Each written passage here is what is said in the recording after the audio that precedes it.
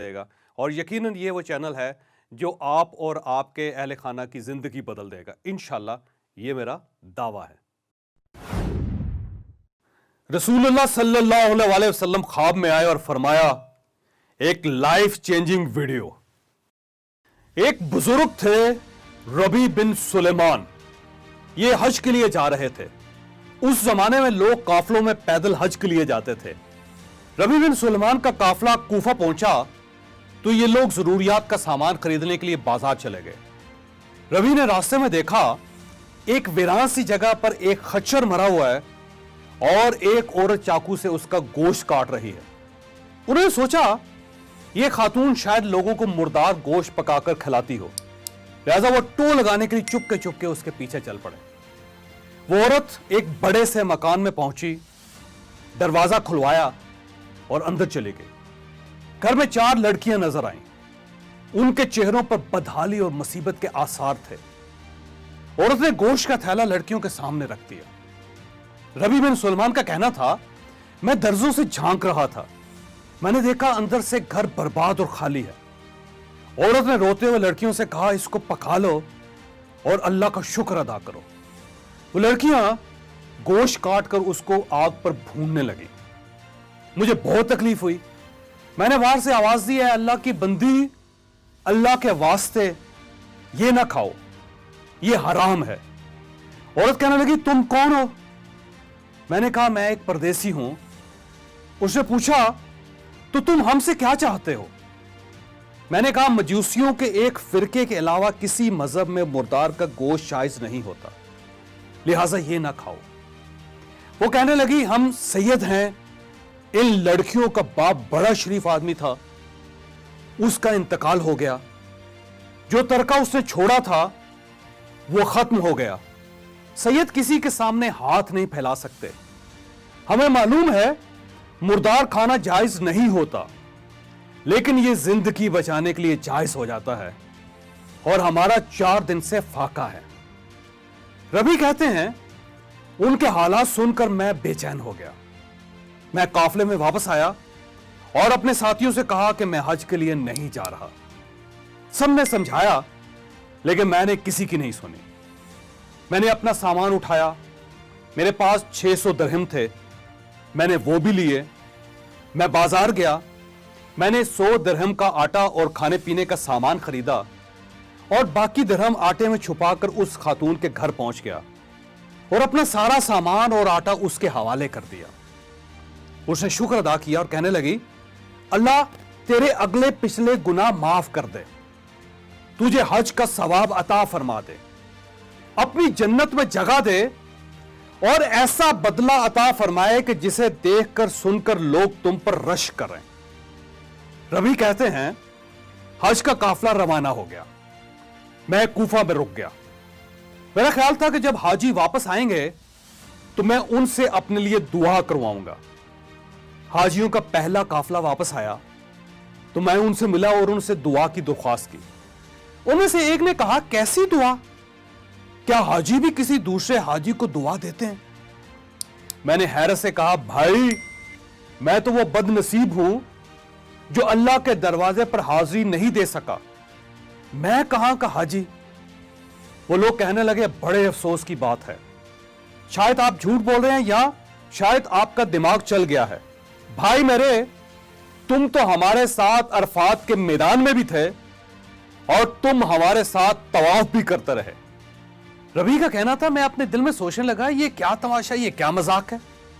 इतने में मेरे शहर के हाजियों का काफला भी आ गया।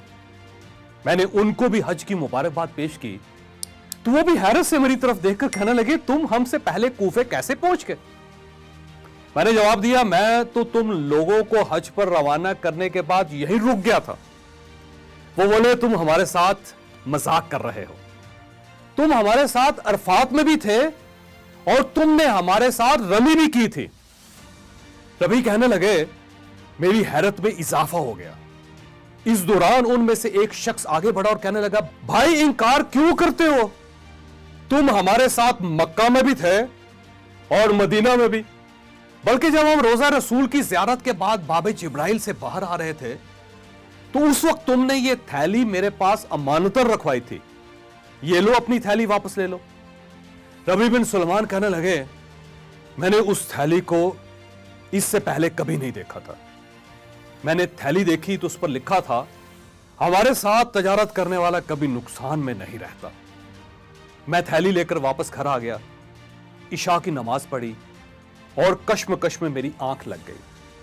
मुझे ख्वाब में नबी अकरम सल्लल्लाहु अलैहि वसल्लम की ज़ियारत हुई। रसूल ने तबस्सुम फरमाया और इरशाद फरमाया, ऐ नबी, आखिर हम तुम्हें कितने गवाह पेश करें कि तुमने हज किया है, तू मानता ही नहीं।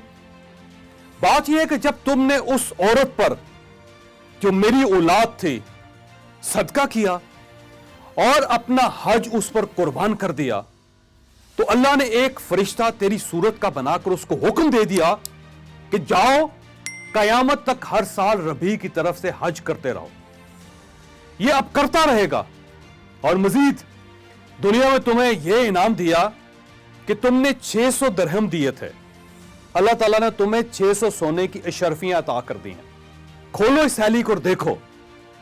रबी बिन सुलेमान कहने लगे, मैं जब सोकर उठा तो मैंने थैली खोलकर देखी, उसमें वाकई 600 सोने की अशरफियां थी। हम अल्हम्दुलिल्लाह मुसलमान हैं। हमारा ईमान है कि अल्लाह ताला के लिए हर चीज मुमकिन है। ये वो कुछ कर सकता है जिसका हम तखय्युल भी नहीं कर सकते। हम ये भी मानते हैं कि इस्लाम में इबादत का दर्जा 10% और खिदमत का दर्जा 90% होता है। वो लोग जो इबादत को खिदमत पर कुर्बान कर देते हैं, अल्लाह उन्हें रबी बिन सुलेमान की तरह दूसरे मोमिनीन के मुकाबले में ज्यादा सिला देता है। आपको अगर यह फर्क समझ ना आए तो आप अब्दुस्तार ईदी साहब को देख लीजिए और इसके बाद पाकिस्तान के उलमा कराम को देख लीजिए। ईदी साहब ने सिर्फ खिदमत की थी और ये पूरी दुनिया में पाकिस्तान का हवाला बन गए, जबकि हमारे उलमा कराम इबादत करते हैं, इन्हें सिर्फ हम जानते हैं। अल्लाह ताला ने कोरोना की शक्ल में इस मुल्क के उन तमाम मखैयर हजरात को जो हर साल रमजान में उम्रा किया करते थे और हज पर जाते थे, उन्हें खिदमत का एक नादर मौका अनायत कर दिया है। इन्हें रबी बिन सुलेमान बनने की सादत बख्श दी है। लिहाजा मेरी आपसे दरख्वास्त है, आप अपनी उम्रे और हज की रकम अलग कर दें। अपने दाएं बाएं मौजूद असली जरूरतमंद तलाश करें। वो सफेद पोश लोग ढूंढें जो गैरत की वजह से किसी के सामने हाथ नहीं फैला सकते, और आप फिर इस साल के उम्रे और इस साल के हज के पैसे उन्हें दे दें। आप इस रकम के एक हिस्से से इन्हें राशन और कपड़े भी लेकर दे सकते हैं और दूसरा हिस्सा किसी महफूज जगह इन्वेस्टमेंट भी कर सकते हैं, और इस इन्वेस्टमेंट का मुनाफा इन लोगों या इन लोगों के खानदान के लिए वक्फ भी कर सकते हैं।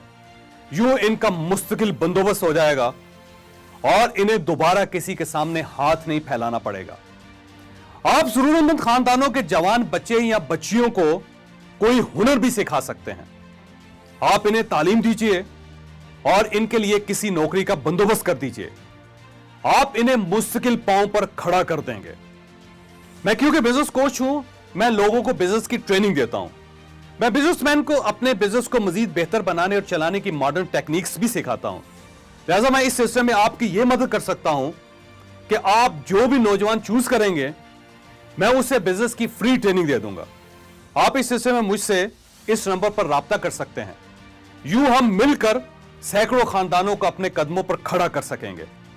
आप यकीन कीजिए, आपने अगर इस साल अपने उम्रे और हज की रकम किसी असली जरूरतमंद पर लगा दी तो अल्लाह ताला आपके कागज के नोटों को सोने की प्लेटों में तब्दील कर देगा।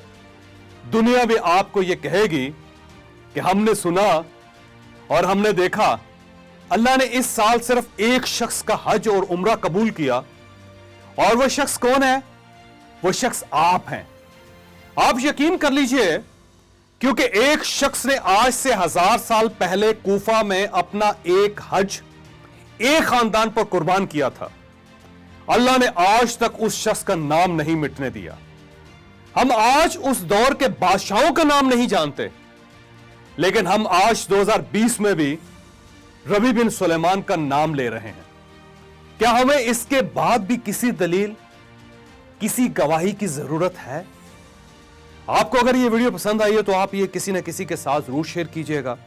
یہ صدقہ جاریہ ہے, یہ کسی نہ کسی کا مائنڈ ضرور چینج کرے گی.